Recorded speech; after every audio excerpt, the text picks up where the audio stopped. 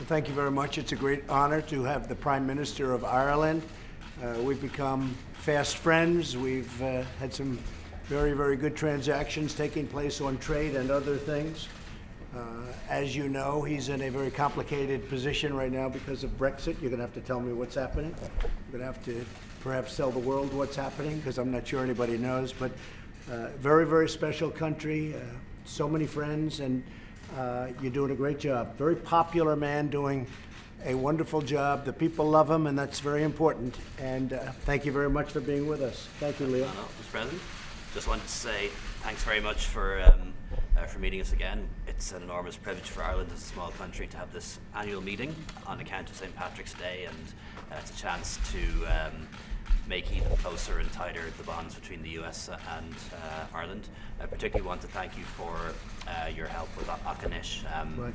the plant in the west of Ireland where hundreds of jobs were threatened as a result of the Russian sanctions, and with the help of the administration we were able to save those jobs. So right. Thank you very much for that. They don't know about that. But They do now. they don't know about what I do. Hundreds of for jobs other saved. people. And look forward to talking to you later about Brexit, giving you our perspective on it and the real importance of protecting the Good Friday Agreement and the really hard-won peace in Northern Ireland. And look forward to talking to you a little bit about immigration as well, Good. and also about trade and how much I would like to see a trade deal done between the US and the EU. We've done one with Japan, we've done one with Canada, and we'd love to strike a deal with the US too. Okay, well, we'll see, because the EU, as you know, has been very tough to deal with. And frankly, it's been very one-sided for many, many years. And so we're changing that around, and we're starting to maybe get somewhere. And if we don't, we'll win anyway. But I do appreciate you saying that. And again, it's a great honor to have you. Fantastic country. Mr. President, do you support Ireland's position on Brexit? I'm not going to comment on Brexit. I can tell you it's a very complex thing that's going on right now. It's tearing a country apart. It's actually tearing a lot of countries apart. And it's a shame that it has to be that way, but I think we will stay right in our lane. We're doing fantastically as a country. Our economy is booming. We're the envy of the world. Other economies are not doing well, and we're doing record business. So we're very happy about that, and it's really great to have the Prime Minister of Ireland with us. Well, I think he's got a lot of hand movement. I've never seen so much hand movement. I said, is he crazy, or is that just the way he acts? So I've never seen hand movement. I watched him a little while this morning doing, I assume it was some kind of a news conference, and I've actually never seen anything quite like it. Study it. I'm sure you'll agree. Who's the bigger threat, Beto O'Rourke or Joe Biden? I just say whoever it is, I'll take him on, okay? Him or her. Whoever it is, I'll take him or her on. And I think with the economy doing so well, with all of the things we've done, with the tax cuts, the biggest in the history of our country, tax cuts, with people having a lot more money in their pocket, with their 401ks hitting record numbers, they've never been considered great investors by their wives or by their husbands, whatever it may be, and now they're considered great investments. But the market's hitting almost new highs, and I have all of the records, every single record I have, every single record for the stock market. So I think it's going to be very tough to beat. If you look at African American, if you look at Hispanic or Asian unemployment, we have the best records in history. In the history of unemployment, we have the best records.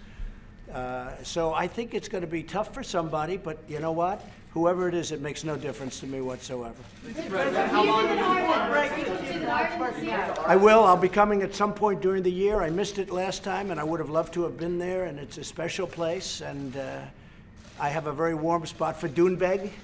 I will tell you that, and it's just a great place, really great place. Mr. President, yesterday you made your decision about the Boeing planes. How Yeah. long do you think that they will be grounded? Oh, I hope it's going to be for a short period of time, and I hope it's, look, they have to find out what it is. The biggest thing is they have to find out what it is. I'm not sure that they know, but I thought we had to do it. We had to take a cautionary route.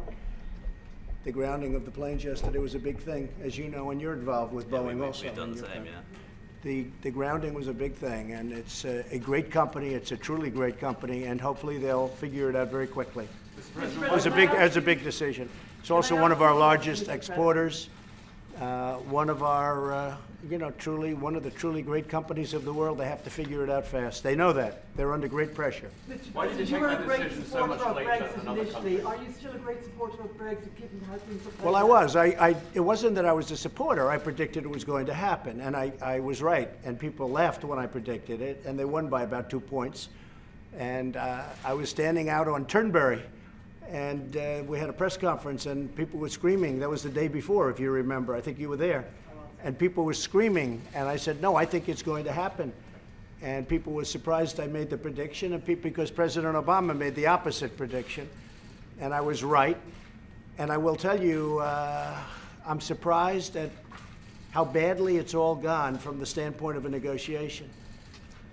But I gave the Prime Minister my ideas on how to negotiate it, and I think you would have been successful. She didn't listen to that, and that's fine. I mean, she's got to do what she's got to do, but I think it could have been negotiated in a different manner, frankly. I hate to see everything being ripped apart right now. I don't think another vote would be possible because it would be very unfair to the people that won. They'd say, what do you mean you're going to take another vote? So that'll be tough. But I thought it would happen. It did happen, and both sides are very, very, they're cemented in. It's a tough situation. It's a shame. Frankly, it's a shame. There was no reason for that to happen. They could have had the vote, and it should have gone smoothly. Unfortunately, it didn't. Very complicated issue. And actually, the issue on the border of Ireland is one of the most complex points. Do you think it should be extended to get more time? Well, I think they're going to probably have to do something because right now they're in the midst of a very short period of time, the end of the month, and they're not going to be able to do that. So it's going to be. But I'd like to see. I'd like to see that whole situation with Brexit work out. I'd like to see. So we're talking to them about trade, and we can do a very big trade deal with the UK. We're also renegotiating our trade deal with the European groups and, literally individual nations, and also with the whole. But it's very sad to see what's happening there. And there was no reason, and I'm sure, Leo, I'm sure you agree with that. Do you have any feeling would you like to express your feelings on Brexit? Yeah, well. Maybe I should not let you do it. I'll just get you in trouble. We have a different opinion, President. I regret that Brexit's happening, and the UK was a really important part of the European Union, but they're going now, and that's their decision. But the most important thing for us in Ireland is that their decision to leave shouldn't cause any problems in Northern Ireland, where people actually voted to stay, and that we shouldn't have a hard border or anything to disrupt the peace process. And also we want to make sure that we still have frictionless trade between Britain and Ireland, because I believe in free trade, and I think it'll be a few years until the United Kingdom sorts itself out. But in the meantime, the European Union is available to talk trade with the US. And we're talking about trade with the European Union. They've been very, very tough over the years. They were unwilling to negotiate with the Obama administration, and they were unwilling before that, to be honest. I'm not just blaming President Obama. But they're willing to talk to us, and if they don't talk to us, we're going to do something that's going to be pretty severe economically.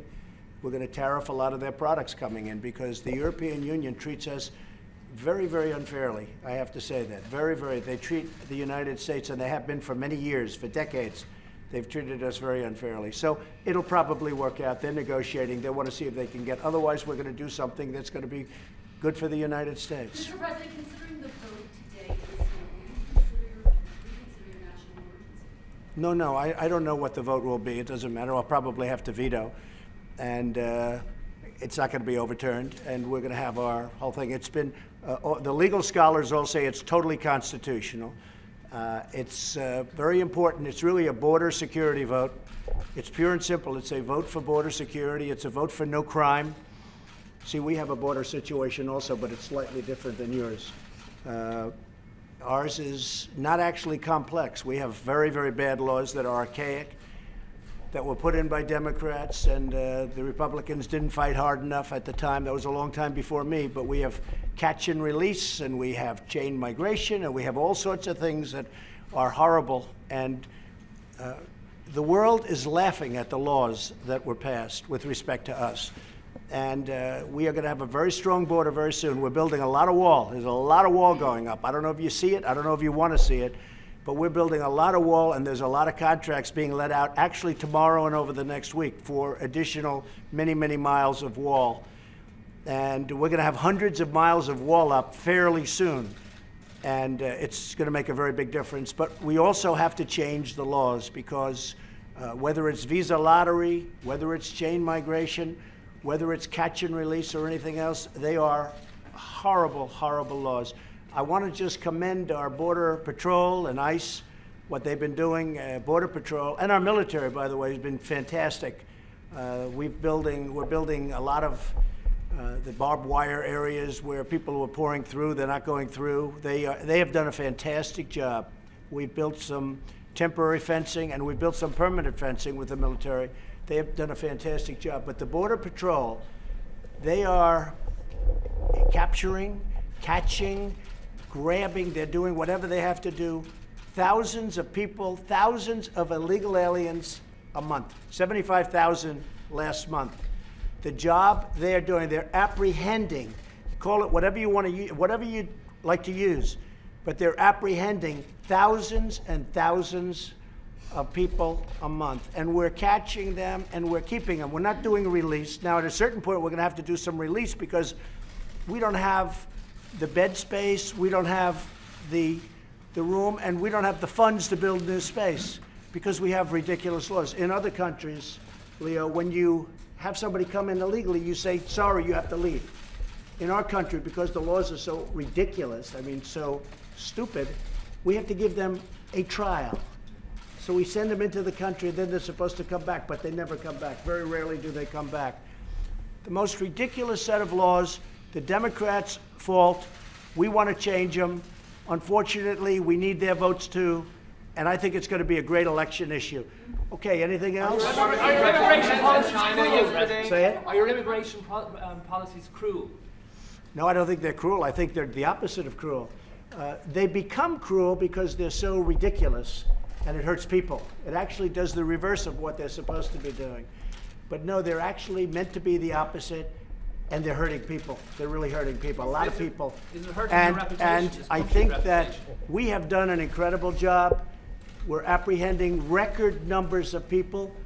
But if we had border security, if we had the wall, if we had a proper wall, which we're building now as we speak, and we're getting a lot more funding for it, as you know, in what we're talking about and the vote today, whether it's positive or not, I'm vetoing it, unless I don't have to veto. I think that's unlikely. I'll do a veto. It's not going to be overturned.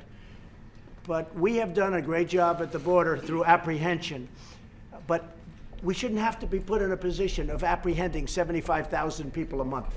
We shouldn't be in that position. Thank you all very much. I love being with the Prime Minister of Ireland. Thank you very much.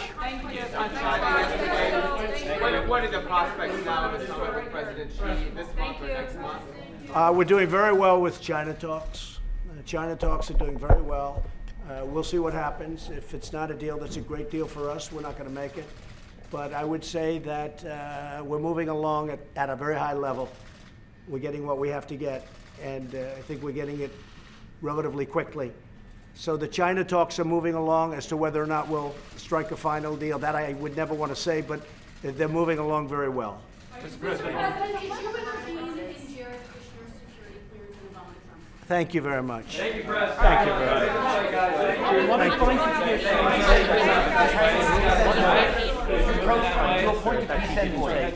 Well, I just told her what I would do and how I would do it. Well, can you tell us But what she that has is, her own Mr. way of doing President? it. She's got her own way of doing it. That's okay.